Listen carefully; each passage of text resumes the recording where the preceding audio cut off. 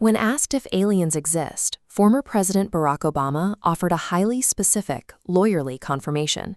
He stated they do exist, but clarified that he never personally saw the physical evidence. We know the executive branch receives high-level intelligence on the subject because a comprehensive briefing document was delivered to John Podesta, Obama's senior presidential advisor. Bill Clinton faced the same barrier. Despite making direct inquiries into the phenomenon through his CIA director, he was formally denied access to the programs. This creates a persistent gap at the top of the military chain of command. Presidents receive intelligence confirming extraterrestrial visitors, yet they are systematically locked out of the physical facilities where the evidence is kept. Those physical assets are stored in specialized underground locations.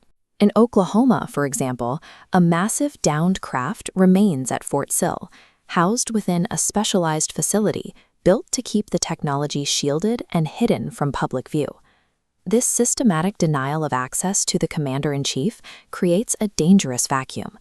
In place of the elected executive, a rogue parallel shadow government has seized control of all extraterrestrial intelligence operations.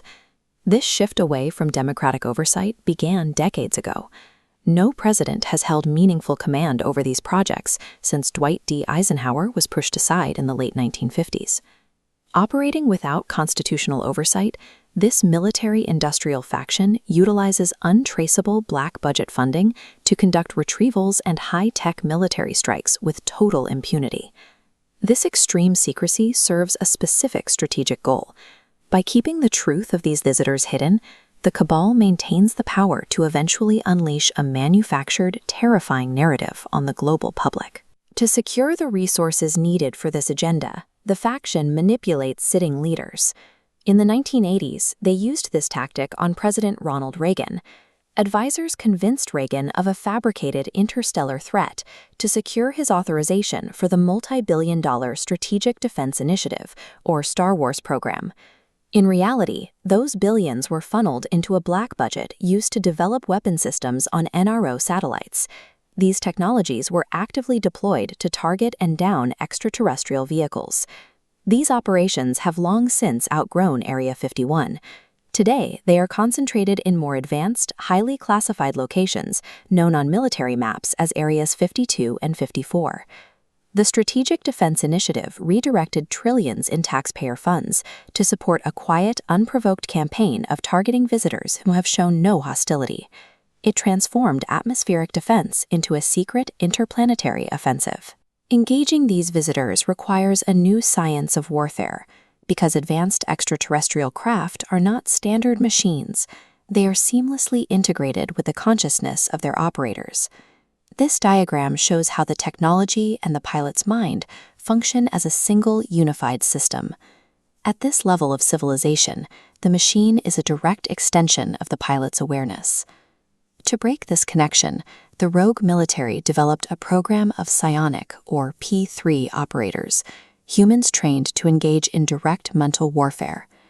These human P3 operators are trained to mentally hijack the craft's interface, projecting a disruptive frequency to corrupt the thought link.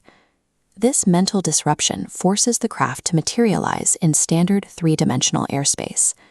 Once exposed, the vehicle is struck by human electromagnetic pulse or scalar weapons. The cabal is successfully downing peaceful, highly advanced technology by weaponizing a dark, aggressive application of human consciousness.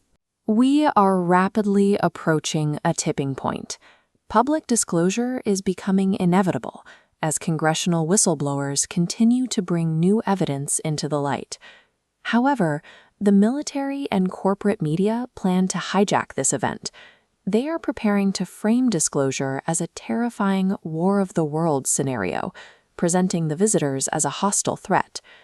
This fake alien invasion narrative serves one purpose: to use public fear as a tool to secure endless, massive defense funding.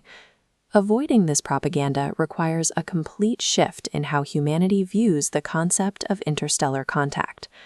Real disclosure will not emerge from a government podium or a Hollywood script. It will come from a grassroots, peaceful pivot in our own collective consciousness. The peaceful alternative is the Close Encounters of the Fifth Kind protocol.